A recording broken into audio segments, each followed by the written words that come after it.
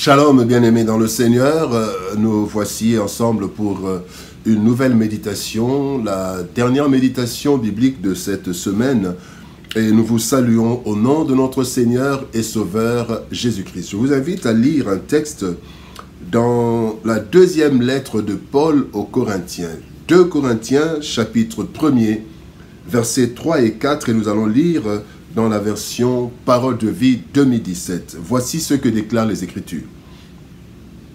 Rendons gloire à Dieu, le Père de notre Seigneur Jésus-Christ. Il est le Père plein de bonté et le Dieu qui nous encourage toujours. Il nous donne du courage dans toutes nos souffrances. Ainsi, il nous rend capables d'encourager tous ceux qui souffrent. Et nous leur donnons le courage que nous-mêmes nous recevons de Dieu. Encourager pour encourager.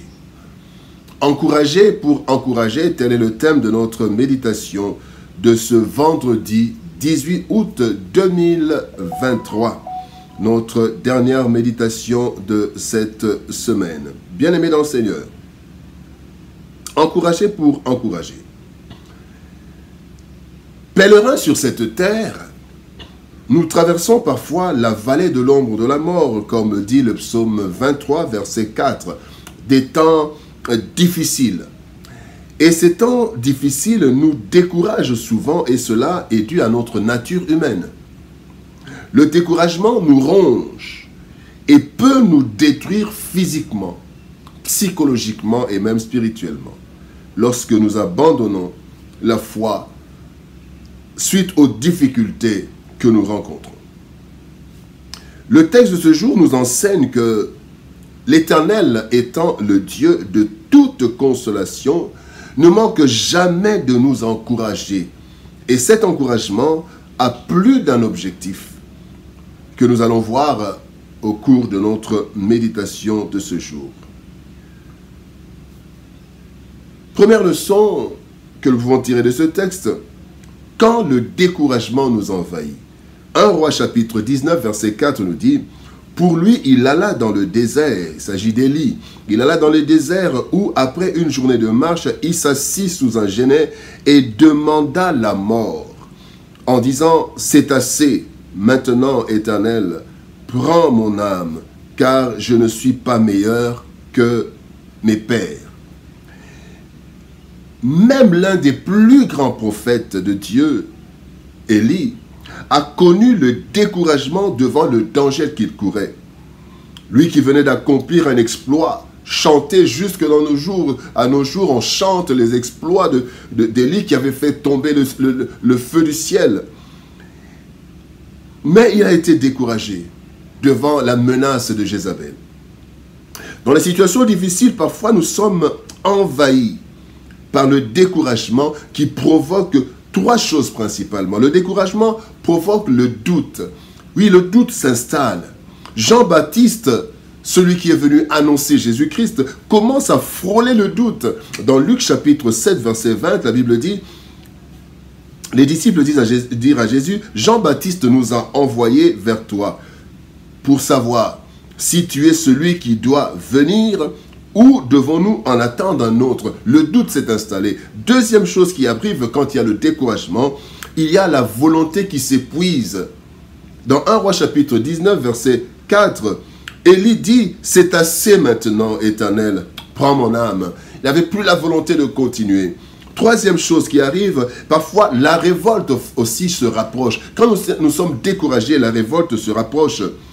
Le psaume 73, verset 13, c'est Asaph qui dit: c'est donc en vain que j'ai purifié mon cœur et j'ai lavé mes mains dans l'innocence. Donc c'est comme s'il voulait dire: c'est en vain que j'ai travaillé, et la révolte s'était rapprochée. Le découragement, bien-aimé, est très dangereux pour notre foi et même pour notre vie, car certains développent des maladies pouvant conduire même à la mort, et d'autres sont attirés par le diable dans de mauvaises voies. Deuxième leçon, encouragement divin. 1 Roi 19, 7, 9, dans la parole de vie, il est dit: Une deuxième fois, l'ange du Seigneur vient le toucher et lui dit, « Lève-toi et mange, car tu dois faire un très long voyage. » Élie se lève, il mange et boit, cette nourriture lui donne des forces. Alors il marche 40 jours et 40 nuits jusqu'à Horeb, la montagne de Dieu. Découragé près de la révolte et demandant la mort, Élie reçoit un encouragement de taille. L'ange de l'Éternel, donc Dieu, vient l'encourager. En fait, Dieu nous encourage directement ou par personne interposée. Il nous encourage dans les épreuves pour plusieurs raisons. Dieu nous encourage pour poursuivre le chemin. Dans Philippiens chapitre 1er verset 6, la Bible dit « Je suis persuadé que celui qui a commencé en vous cette bonne œuvre la rendra parfaite pour le jour de Jésus-Christ. » Dieu nous encourage pour continuer le chemin. Dieu nous encourage pour servir de témoignage. Dans Actes chapitre 1er verset 8, il est dit « Vous serez mes témoins ». Mais aussi, être des témoins, c'est aussi par les épreuves et les relèvements que nous pouvons expérimenter. Dieu nous encourage, bien-aimés, pour devenir compatissants.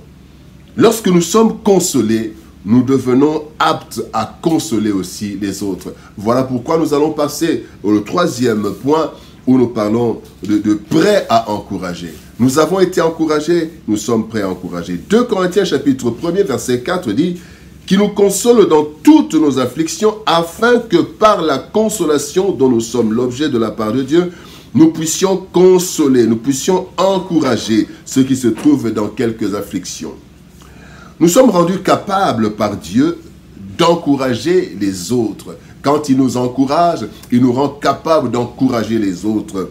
Et nous les encourageons de plusieurs façons. Nous allons voir juste 3 façons d'encourager. D'abord, par l'empathie. L'empathie, c'est la capacité de nous identifier aux autres dans ce qu'ils ressentent, dans leurs difficultés. Et quand nous sommes encouragés, nous acquérons cette empathie pour que nous puissions nous identifier aux autres. C'est l'autre qui pleure, mais je m'identifie. Je prends ce sujet comme s'il s'agissait de moi. Et bien aimé, Dieu nous a fortifiés. Nous aussi, nous commençons à fortifier les autres. Dieu, nous encourageons les autres aussi par les paroles. Bien aimé, le Seigneur met en nous des paroles capables de relever les autres. Peut-être ce sont des paroles que nous avons entendues. Mais nous aussi, nous utilisons ces paroles pour les autres. Le Proverbe chapitre 12, verset 25 nous dit « Les difficultés découragent, mais une bonne parole remplie de joie encourage. » Et nous encourageons les autres aussi par le témoignage. Le témoignage de celui qui a été consolé et encouragé dans des situations difficiles est plus encourageant que les simples paroles. Quand vous partagez comment vous avez été découragé et comment le Seigneur vous a encouragé, cela encourage l'autre. Bien-aimé dans le Seigneur, le découragement est très nocif dans la vie de l'homme et particulièrement dans celle du croyant qui bénéficie de la présence de Dieu. Pourtant, les difficultés atteignent souvent le juste, tel qu'il est écrit dans le psaume 34, verset 20, partie A. Mais le même verset, dans sa partie B, nous assure de l'intervention de Dieu, parce qu'il dit « L'Éternel l'en délivre toujours ». L'Éternel délivre toujours le juste. Oui, l'encouragement de Dieu, bien-aimé, ne manque jamais quand nous sommes découragés. Et cela est pour nous une formation, pour que nous aussi, nous puissions encourager les autres qui sont affligés. Nous sommes encouragés par Dieu pour encourager les autres. Prions. Éternel Père de gloire, toi le Dieu de toute consolation, merci. Merci pour tous ces encouragements, Seigneur de gloire, dans les temps difficiles. Quand nous sommes découragés, toi tu nous encourages. Tu nous encourages pour poursuivre le chemin, mais aussi tu nous encourages pour encourager les autres. Car celui qui a été encouragé par toi, à travers des personnes ou directement, devient apte à encourager aussi les autres. Seigneur Dieu de gloire, nous avons besoin, Seigneur, de ton encouragement. Je te recommande, mon frère, ma soeur, dans les moments difficiles qu'il est en train de traverser. Seigneur, encourage mon frère, que cette parole encourage mon frère, encourage ma soeur. Cette parole qui dit que le malheur atteint souvent le juste, mais l'Éternel en délivre toujours. Mon frère, ma soeur, et dans les tourments, Seigneur, encourage-le. Encourage-moi, Seigneur, afin que nous puissions poursuivre le chemin et que nous soyons toujours aptes à encourager les autres. Au nom de Jésus-Christ, notre Seigneur et Sauveur, nous avons ainsi prié, Père. Amen. Bien-aimés dans le Seigneur, que Dieu nous bénisse. Shalom, au revoir. Bon week-end et par la grâce de Dieu, nous nous retrouvons le lundi prochain pour une nouvelle série de méditations. Shalom, au revoir.